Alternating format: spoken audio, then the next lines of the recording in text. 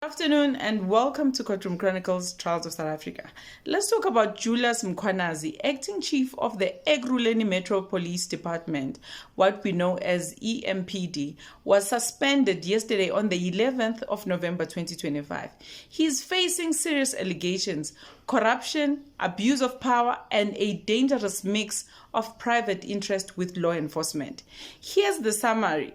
Mkhwanazi allegedly signed unauthorized agreements with Vusimuzi Cat Matlala's companies, what we know as the Cat VIP Security and Medicare 24.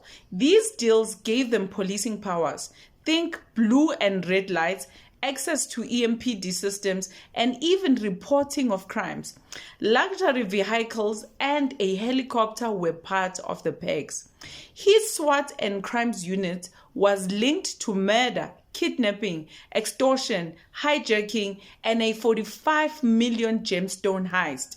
Whistleblower Yaku Hennekom exposed a copper theft operation involving EMPD officers and was tragically murdered shortly after. Retired Deputy Chief Revo Spies testified that the department operated like a criminal enterprise, with hundreds of officers allegedly having criminal records and some earning bribes. This is just a surface level look of what's going on. The full story, including court testimony, cable theft, murder allegations, and all the shocking details, is on my YouTube channel. The link is on the bio. Stay informed, stay alert, and always ask who's really enforcing the law. With that being said, I will see you in the next one. God bless you and ciao.